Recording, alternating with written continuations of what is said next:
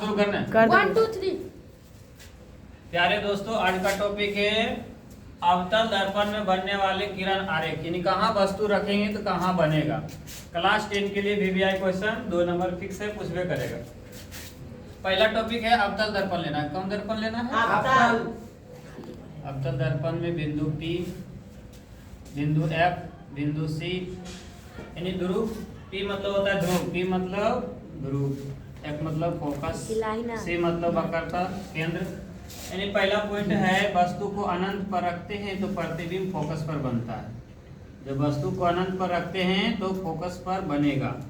जब वस्तु अनंत और वक्रता केंद्र के बीच रखेंगे 2 नंबर, जब वस्तु को वक्रता केंद्र और अनंत के बीच रखेंगे तो बनेगा वक्रता केंद्र और F के बीच। जब वस्तु को वक्रता केंद्र पर रखेंगे, तीसरा बिंदु वक्रता केंद्र पर रखेंगे तो वक्रता केंद्र पर ही बनेगा, वस्तु के बराबर बनेगा। जब वस्तु को C और F के बीच रखेंगे तो प्रतिबिंब अनंत और C के बीच बनेगा। पांचवा कंडीशन है जब वस्तु को फोकस पर रखेंगे तो वस्तु का प्रतिबिंब अनंत पर बनेगा। जब वस्तु को फोकस और ध्रुव के बीच रखेंगे तो प्रतिबिंब दर्पण के पीछे बनेगा। दर्पण के आगे जो भी वस्तु बनेगा वो वास्तविक बनेगा। वास्तविक कहने के मतलब होता है वस्तु के उल्टा बनेगा, और जो भी वस्तु दर्पण के पीछे बनेगा वो काल्पनिक बनेगा। जैसा कि आप लोग हम ग्राफ में पढ़े हैं, ग्राफ में 2 गो लाइन होता है, एक्स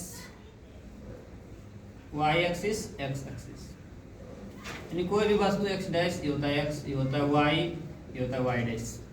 इधर जो भी दूरी होगा मूल बिंदु से, जो भी दूरी होगा यहाँ से इधर माइनस में आएगा। इधर होगा प्लस, ऊपर होगा प्लस, नीचे होगा माइनस। इसी तरह से हम कोई भी वस्तु, ये है अवतल दर्पण, तो अवतल दर्पण में कोई भी वस्तु की दूरी ध्रुव से मापी जाती है। तो ध्रुव से जो भी दूरी इधर है सब के सब ऋणात्मक होगा, दर्पण से इधर होगा धनात्मक। धनात्मक कहने का मतलब आभासी प्रतिबिंब बनेगा। आभासी बनेगा तो वस्तु सीधा बनेगी, वस्तु सीधा बनेगी, इस बात को ध्यान देना है। पहला कंडीशन हम क्वेश्चन के अनुसार, क्वेश्चन पूछेगा कि जब वस्तु को अनंत पर रखेंगे तो वस्तु का प्रतिबिंब कहाँ बनेगा, आलेख खींचे। तो कोई वस्तु को मान लीजिए अनंत पर है, तो वस्तु अनंत पर रखते हैं तो वस्तु का प्रतिबिंब फोकस पर बनता है। तो मान लीजिए नीचे में हम अनंत मान लिए, तो अनंत पर रखेंगे तो वस्तु का प्रतिबिंब फोकस पर बनेगा।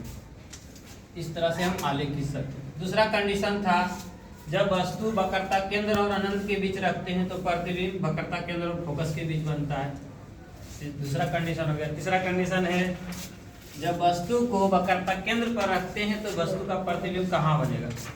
जब वस्तु को वक्रता केंद्र पर रखेंगे तो वक्रता केंद्र पर ही उसका प्रतिबिंब बनेगा, वस्तु के बराबर साइड का प्रतिबिंब बनती है।